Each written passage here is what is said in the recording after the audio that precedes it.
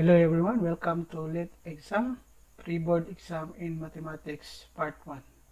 I am Engineer Boyet, RMA LPT.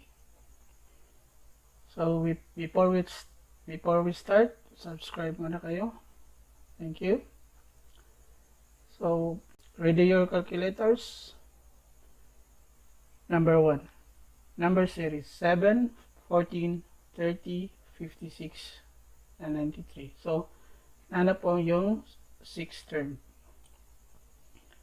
So, ang gagawin lang natin is maghanap tayo ng pattern sa number series na to. So, napansin niyo yung first term at second term is mag-add po sila ng 7. Dahil 7 plus 7 is 14. So, next is yung 14 at saka 30 is mag-add rin tayo ng 16. Dahil 14 plus 16 is 30. Saka yung 30 at 56, mag-add po tayo ng 26. Saka yung 56 at 93, add po tayo ng 37. So, hindi pa makikita yung pattern dahil malalaki yung number. So, sa taas naman is 7 and 16, mag-add tayo ng 9. Yung 16 at 26, mag-add po ng 10. So, napansin nyo may pattern na 9, 10. So, yung 26 at 37, add po siya ng 11. So, ibig sabihin, yung next nating i-add is 12. So, 37 plus 12 is 49. So, i-add mo natin yung 93 plus 49 equals to 142. So the correct answer is letter A. Number 2, number series 150, 102, 70, 46, and 26. So meron pong nahanap na ika-anim na term.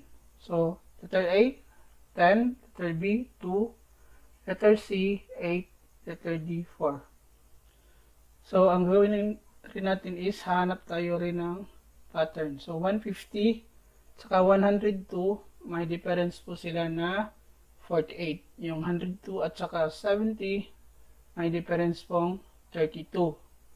Yung 70 at saka 46, may difference pong 24.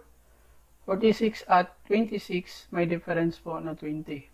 So, mahirap pong hanapin yung pattern. So, sa 48 at 32, meron pong 16.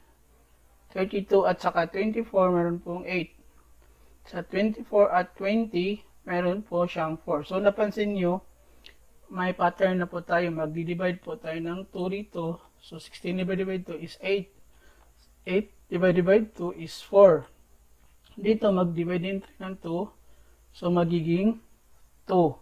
So, 20 minus 2 was 2. 18. So, mag-subtract din tayo dito is 26 minus 18 equals 8. So, the correct answer is letter C. Number 3. 20 is 80% of what number? So, sa ganitong problem is, gagawa po tayo ng percent proportion. So, ganito po yung formula. Yung sa taas is percent, yung constant niya is 100, equals is, which is makikita po sa ating problem. Ang of, meron din po sa problem. Yun na po ang dapat nating daan. So, yung percent, which is 80% over 100 equals to 20, which is the 20 is yung of, which is yung pong hinahanap nating number. So, which is the x. So, cross-multiply lang po natin yung dalawang fraction. So, 100 times 20 is 2,000. 80 times x is 80x. So, i-divide po natin ng 80. Sa kabila rin 80. So, cancel to. So, 2,000 divided by 80 is 25. So, pwede rin natin calculate yan using calculator para po madali po. So, allowed naman po tayo na gumamit ng calculator during exam. So, gagawin lang po is, input lang po natin tong formula na to. So, 80 over 100 alpha x para makuha po yung equal sign. So, 20 over alpha x. So, shift, solve, then equals. So, the correct answer is 25. So, the same lang po yung, so the correct answer is letter C. Number 4. There are 3 numbers whose sum is 54. One number is double and triple times greater than the other numbers. What are those numbers? So, first number is n, and the second number is doubled, and the third number is tripled, which is equal to 54. So, i-add lang po natin yung, and dahil like terms po sila, magiging 6n equals 54. So, divide by 6, dito rin 6, which is 54 divided by 6 is equal to 9. So, the correct answer is letter B. Dahil, yung first number natin is 9. So, dahil ang second number is 2 and 2 times 9 is 8, 10. Yung third number natin is 3 times 9, which is the n is 9. So, 27. So, 9, 18, 27. Number 5. Evaluate 60 plus 3 times 5 minus quantity 24 divided by 3 plus negative 64 divided by negative 8 divided by 2 squared. So, the first thing to is follow po tayo ng PEMDAS rule. So, parentheses, exponent, multiplication, and division from left to right, addition or subtraction from left to right.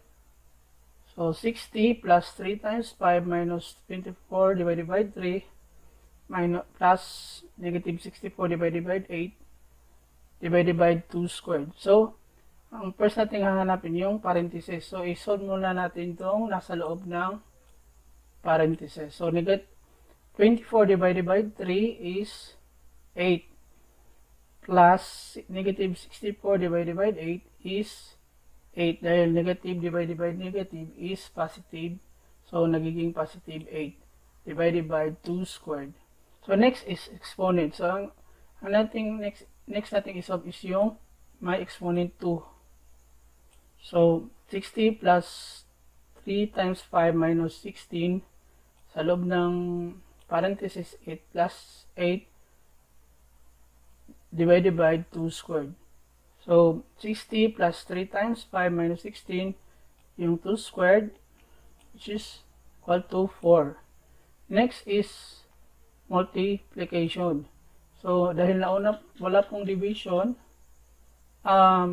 nauna po yung multiplication. So, unahin po natin from right to left. Pag nauna po yung multiplication, mag-multiply po tayo. Palimbawa, nauna yung division, so mag-divide po tayo kung nauna yung division. So, dahil sa example na to, nauna yung multiplication, siya po ang uunahin. So, 60 plus 3 times 5 is equal to 15 minus, so, 16 divided by 4 is negative 4. So, addition. Next is addition. 60 plus 15 is 75 minus 4 is 71. So, correct answer is 71. So, pwede rin natin isolve yan sa calculator. So, follow lang po yung nasa problem. Dapat po follow yung parentheses saka yung operation niya. So, minus parentheses 24 divide 3 plus negative 64 negative 8, then parenthesis divided by 2 squared. So equals. So the same answer, which is 71. Number 6, ratio of 70 meters and 3 kilometers. So convert first 3 kilometers to meters. So conversion is 1 in every 1 kilometer there are 1,000 meters. So 3 kilometer is 3,000 meters. So divide mo lang natin to using calculators dahil malaki po yung numbers. So 750 divided by 3,000 equals to 1/4. So yung 1/4 is equal to also 1:4. So the correct answer is letter D. So number 7, there are 50 students in a class. 15 of those students are boys. What percent of the class are girls? So boys plus girls equals 50. So there are 50 students. So 15 boys. Hindi po tingnan yung number ng girls. So 50 minus 15, so 35 po yung girls. So what percent of the class are girls? So ilang percent po yung 35 sa 50? So 35 is what percent of 50? So gagawa po tayo ng percent proportion. So ang percent is yun po yung hinahanap natin. Yung constant na 100 equals the 35 girls of 50 students.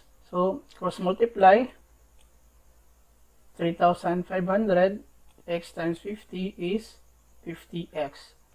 So divide by 50 on both sides, 50. So 3,500 divided by 50 is 70.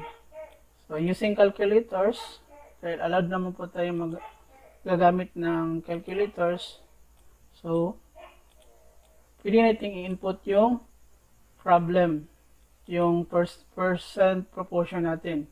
So alpha x over 100 equals 35 over 50. So shift solve equals, so the correct 70 pa rin. So 70%. Letter B. Number 8. On the day of the school concert, 500 tickets were sold. The students paid 150 pesos each, while non-students paid 200 pesos each. If the total of 85,000 pesos were collected, how many non-students attended? So let x the number of students, then let y the number of non-students. So according to the problem, 500 tickets were sold. So yung students at saka yung non-students is equal to 500 in all. So yun po yung nasa concert is 500 lahat. So next is, this is our equation 1. So sabi rin sa ating problem is 100 pesos for 4 students. So 150x plus the 200 pesos for non-students plus 200y, which is collected at 85,000 pesos in all. So ito po yung equation 2 natin. So ang tanong is, ilan po yung non-students? So ang hinanap natin yung y. So para makuha po natin yung y is solve y in terms of x. So gawin lang natin is yung equation 1 is mag-multiply po tayo ng 150. So 150 divided 150 times x is 150x. 150 times y is 150y. 150 times 500 is 75,000. So, subtract po natin yung dalawang equation, yung equation 1 at saka equation 2. So, 150x minus 150x is cancelled. Cancel po ito. So, ito magiging negative. So, 150 minus 200 is negative 50. Ito rin is magiging negative. So, 75 minus 85 is negative 10,000. So, divide this by negative 50. Yan, negative 50. So, makancel po ito. 10,000, negative 10,000 divided by negative 50 is positive 200. So, there are 200 non-students. So, we can also solve this using calculator. So, para mabilis po. So, ang gagawin lang natin is input lang po natin yung dalawang equation. Equation 1 at saka equation 2. So, mode equation, which is the 5, then 1. So, input lang po natin. Yung value ng x is 1 equals, yung value ng y is 1 equals, yung c natin is 500. So, equation 2 naman is 150 yung x, yung y is 200, tsaka yung c is 85,000.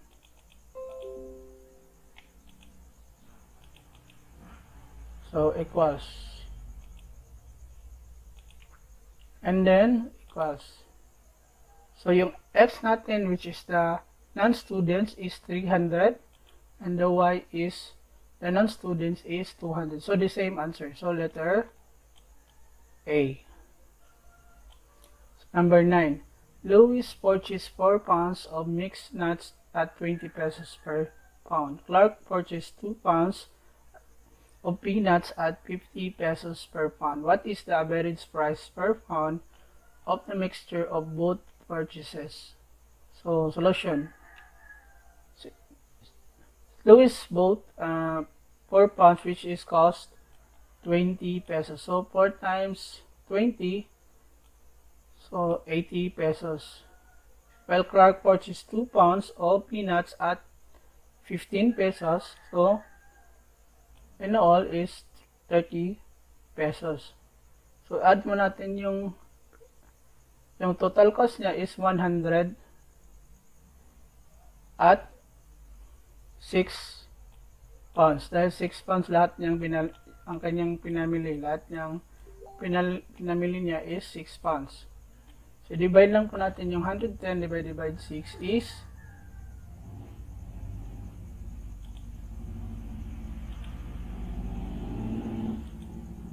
110 divided by 110 divided 6, that is 18.3. So the correct answer is letter A. Number 10. A laborer can finish the job in 4 days. Another laborer can finish the job in 6 days. If both laborers plus a third laborer can finish the job in 2 days, how long will it take for the third laborer to finish the job alone? So let X, the laborer 1, let Y, laborer 2, and let C, laborer 3. So meron po tayong formula sa work problem. So ganito po yung formula for work problem. So lagi nyo lang tandaan. So yung y over x, yung sa laborer x plus y over 1 over y sa laborer 2.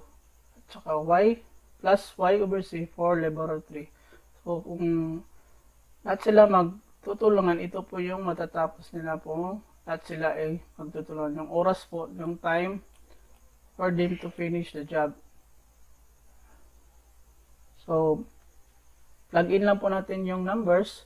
So, labor X or labor 1, matatapos po niyo ng 4 days yung trabaho.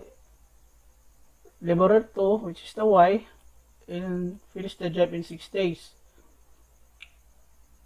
Kung silang lahat is magtutulungan, so they can finish the job in 2 days. The question is, yung third laborer, how long will it to finish the job alone? So 1/z equal to 1/2. So transfer po natin dito, so magiging subtraction. So 1/2 minus 1/4 minus 1/6.